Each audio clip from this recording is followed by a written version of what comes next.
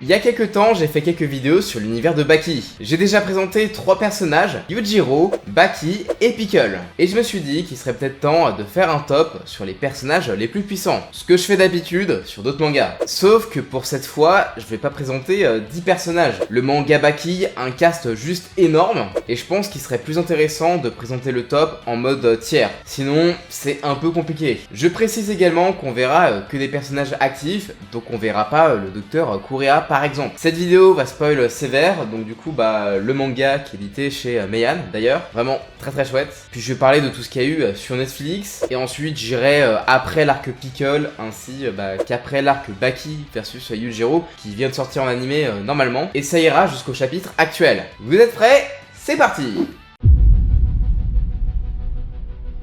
Tout en bas de cette vidéo, on a le tier B. C'est pas les plus nuls des nuls, vu que dans Baki, il y a des humains normaux, et au-dessus, c'est des sportifs de haut niveau. Oui, dans Baki, tu peux être un champion du monde d'arts martiaux, mais en vrai, par rapport au reste des combattants du monde souterrain, tu pues vraiment la merde. Enfin bref, là, c'est des vrais combattants, mais ce tiers reste celui des nuls en fait. Composé des premiers combattants qui affrontaient Baki au début du manga, comme par exemple Shinogi Kosho, un karatéka ayant des coups si tranchants qui peut sectionner les nerfs de ses adversaires. Mais dans le manga, il a été vaincu par un Baki de 13 ans, ayant utilisé uniquement le karaté qu'il avait appris en un mois à l'aide de livres. Dans l'animé, il affronte lors du tournoi maximum, mais ce fut aussi une formalité pour le jeune Hanma. Ensuite, on a l'ancien disciple rebelle de Doppo Orochi, Kiyosumi Kato. C'est encore un autre pratiquant de karaté, mais à la sauce combat de rue. Pour lui, tout est bon pour vaincre son adversaire. Il a bien sûr perdu contre Baki, et il a frôlé la mort face au prisonnier Dorian. Donc sa place est aussi méritée. Et on finit ce tiers par Gaia. C'est vraiment la définition même de surcoté,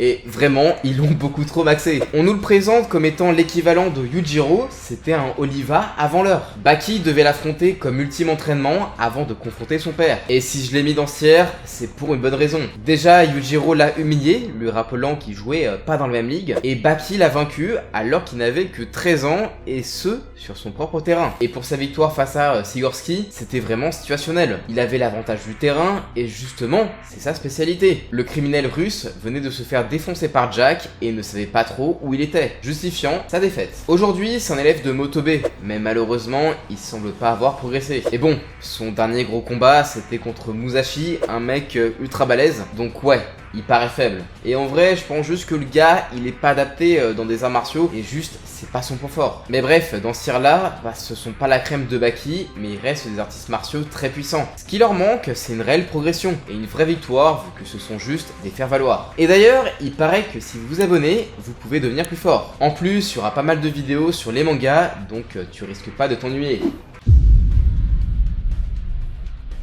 Passons maintenant au tiers suivant. C'est les mecs qui ont l'air assez chauds la première fois que tu les vois, mais au final, avec leur recul, ils sont pas ouf. Mais selon moi, ils s'en sortent mieux que le tiers B. Et on commence avec les antagonistes de la première série sur Netflix, avec les prisonniers. 5 individus dont rien ne les liait, mais pourtant, ils sont tous de niveau similaire. Certes, ils ont chacun leur spécialité et des situations qui les avantagent, pourtant, aucun d'entre eux ne sort du lot. Et bien sûr, tous ceux qui sont dans la catégorie supérieure sont soit plus forts qu'eux, ou les ont carrément déjà vaincus. Le seul truc marrant avec eux, c'est qu'ils sont sournois et n'hésitent pas à faire des coups bas. Mais aujourd'hui, avec tout ce qu'on a vu par la suite, ils ont pas l'air très forts. On peut mettre aussi à leur niveau certains des Kaio qu'on a vus lors du tournoi Raitai. Surtout qu'ils partagent beaucoup de caractéristiques en commun avec les prisonniers. Par exemple, Dorian porte aussi le titre de Kaio, ayant réussi l'épreuve finale de ses porteurs. Il a taillé à main nue un rocher pour le rendre sphérique. On a aussi un autre utilisateur de la main empoisonnée comme Yanagi. C'est pour ça qu'on peut, sans trop souci, les mettre au même calibre. Et on finira avec Mohamed Ali Jr.,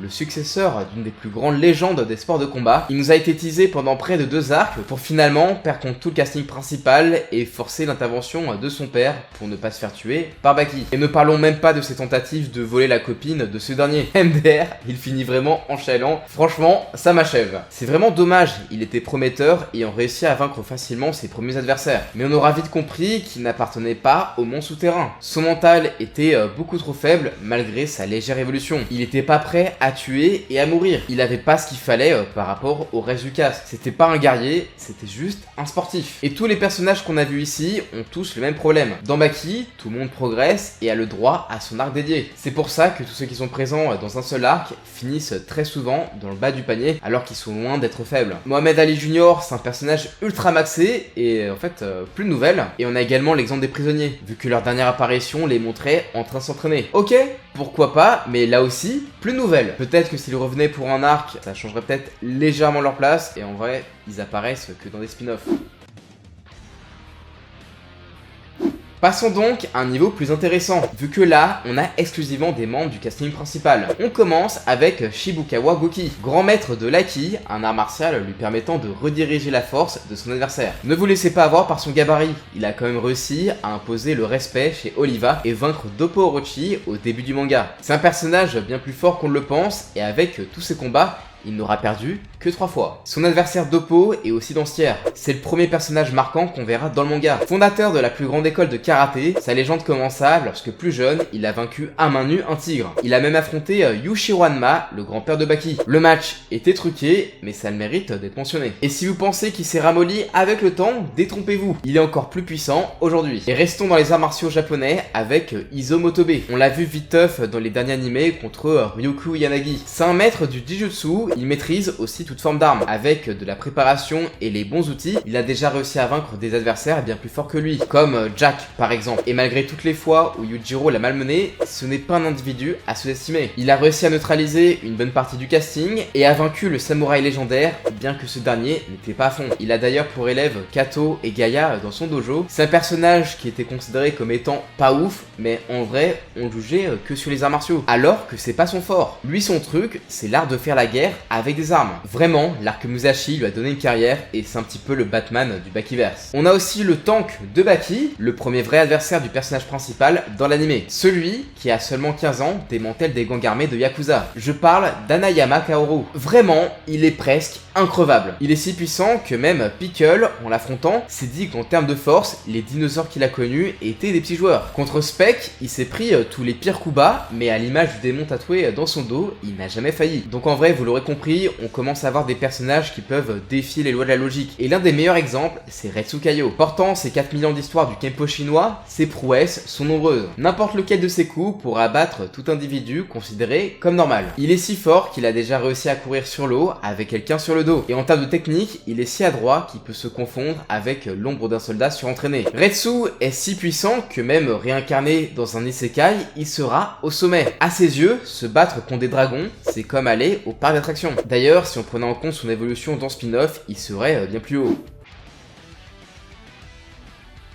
Il reste un membre du sidecast que je n'ai pas cité, et il va inaugurer le tiers au-dessus. C'est Orochi Katsumi. Selon moi, il se hisse légèrement au-dessus des autres pour plusieurs raisons. Héritier du plus grand dojo du Japon, et dans un sens de la noble histoire du Kempo chinois, au début, il était loin d'être bon. Retsu Kaio l'avait même vaincu en un seul coup, et avant, il n'était pas vraiment compté dans le roster habituel. Genre, il était mis de côté. Mais ses points forts, c'est sa force et le fait que ça soit un génie. Et ça, il a prouvé lors de l'arc Pickle, créant une technique lui permettant, grâce à son imagination, de multiplier ses articulations et ainsi donner des coups franchissant le mur du son, soit plus de 1225 km/h. L'un des rares coups qui a réellement fait souffrir le tueur de dinosaures. Et en vrai, il a vraiment rejoint le maincast en remplaçant Retsu. D'ailleurs, Katsumi se voit greffer le bras de son ami qui peut se battre tout seul, reproduisant toutes ses techniques de kung-fu. Vu que Retsu n'est plus là et que Doppo est présent depuis très longtemps, le faire progresser était un très bon choix pour apporter du sang neuf. C'est donc pour toutes ces raisons qu'il mérite d'être ici. Et c'est loin d'être le seul individu absurdément fort de sa catégorie, vu qu'on a aussi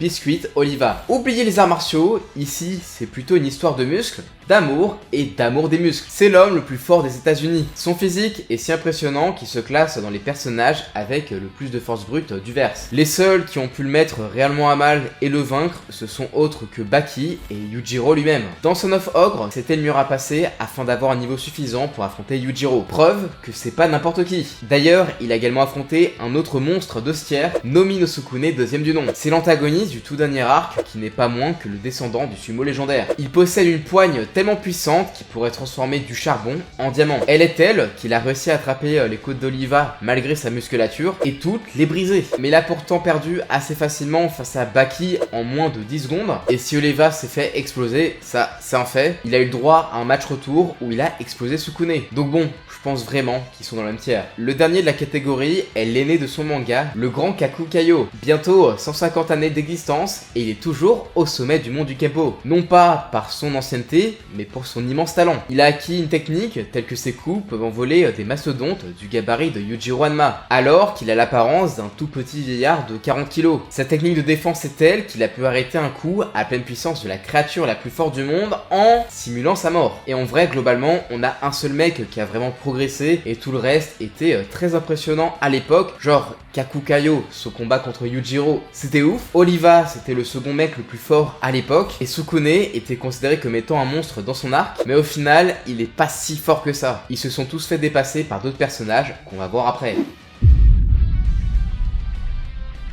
Bon là, il reste plus beaucoup de personnages et ce n'est pas des moindres car on attaque le top 5 du Bakiverse. Et bien sûr, le sang d'Hanma domine avec son représentant le moins pur, on va dire ça comme ça, Jack Hanma. Et quand je parle de la pureté de son sang, c'est parce que ce dernier ne semble pas avoir hérité de la constitution surhumaine de sa lignée. Il peut même pas faire le Demon Back, donc pour compenser, il reçoit des doses de produits dopants pouvant tuer un cheval. Et il a eu à plusieurs reprises recours à des opérations chirurgicales visant à agrandir ses membres, atteignant au dernier nouvelle, les 2,43 m. Ses coups sont dévastateurs, mais le plus gros de sa force réside dans sa mâchoire, capable de taper des crocs dans des doigts de coco comme si c'était une pomme. Avec cette dernière, il a créé son propre art martial. Mais sa véritable arme qui l'a conduit jusqu'ici, c'est sa détermination. Il a tellement dédié sa vie au combat que cette dernière est le dernier de ses soucis. Même mort, il donnera tout pour gagner. C'est ce qui aura le plus effrayé Pickle chez lui. D'ailleurs, dans les derniers chapitres, une revanche va avoir lieu afin qu'il lave un petit peu l'affront qu'il a reçu. Pour rappel, après avoir perdu contre l'homme préhistorique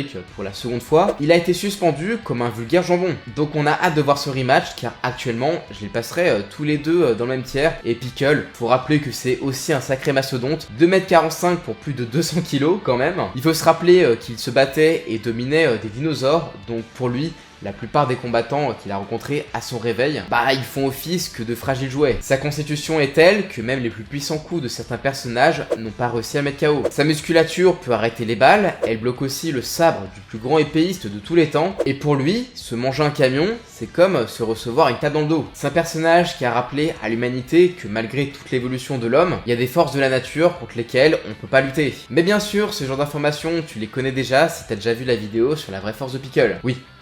Faut bien faire sa pub.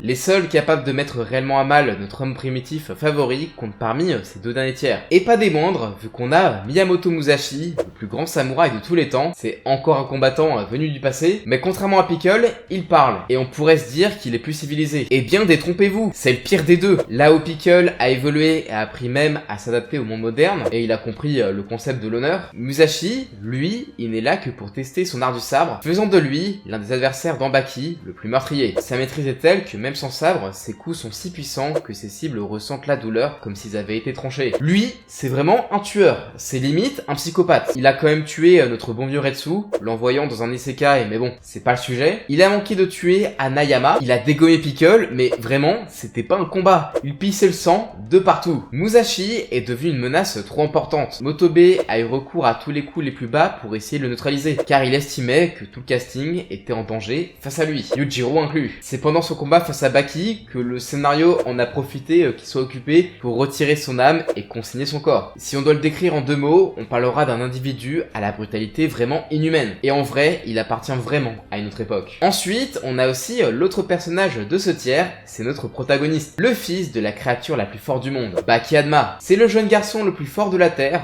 l'appeler génie serait une insulte. Ses capacités d'adaptation couplées à son sang de Hanma lui ont permis de vaincre les adversaires les plus puissants sur leur propre terrain. Oliva a été vaincu en duel de force brute, Pickle fut contraint d'user de techniques modernes pour le vaincre, et il s'en prendra même à Miyamoto Musashi en duel d'épée. Il est passé par tout type d'entraînement, du plus conventionnel au plus farfelu. Et non, ce n'est pas pour devenir l'homme le plus fort du monde, mais tout simplement surpasser son père. Dans un univers où tous les personnages cherchent à prouver que leur force ou leur art est supérieur, Baki veut simplement être un tout petit peu plus fort que son paternel. Si Yujiro était la créature la plus faible de ce monde, il se contenterait d'être la seconde. Pour moi, Baki et Musashi sont au même level parce qu'en fait, aucun des deux n'a été vraiment ultra sérieux lors de leur duel. Musashi n'a pas fait des trucs de fou et Baki n'a pas activé son Demon Back. En plus, le combat s'est fini en cul de poisson, vraiment. C'était très frustrant. Donc bon, à mon avis, ils sont dans le même tiers.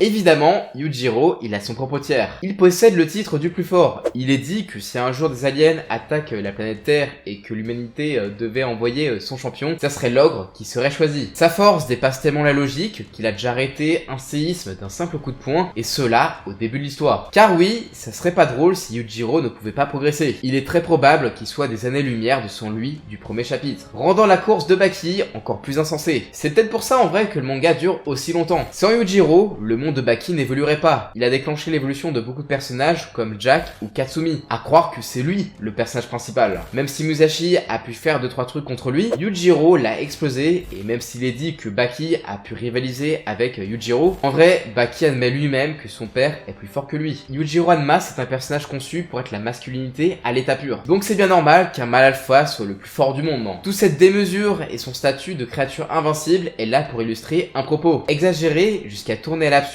ce qu'est être un homme fort. C'est grâce à ce personnage que Baki est un manga particulier qui ne se perd pas dans des histoires de baston classiques et qui rend le tout assez loufoque quand même. J'aurais également pu parler de Yushiro, le père de Yujiro, mais bon, en vrai, on sait pas grand chose sur lui. Il a bolos l'armée américaine, oui, mais c'est également le cas de Yujiro et un peu son fils Baki. Ouais, vraiment, les États-Unis, c'est le terrain de jeu des Hanma. Quoi qu'il en soit, on sait trop peu de choses sur lui pour bien classer, mais j'imagine qu'il serait soit en S+, ou encore dans le tiers Yujiro. Et aujourd'hui, je pense que Stop, il est bon en l'état actuel. Et en vrai, c'est hyper cool qu'on a un petit peu de tout. Des gars qui sont pas ouf, on a des personnages très vieux qui sont toujours actifs, des gars qui ont des boosts de puissance, et enfin, des nouveaux personnages qui ajoutent du piment à l'œuvre. Enfin bref, Baki, c'est ultra cool. Lisez Baki ou regardez l'animé, c'est présent dans les éditions Meian et sur Netflix, et je pense que la prochaine fois que je ferai une vidéo sur Baki, ça serait sur autre chose que de la bagarre. En vrai, dites-moi si vous êtes d'accord avec ce classement, abonnez-vous, merci de votre soutien, et je vous dis à la prochaine, ciao!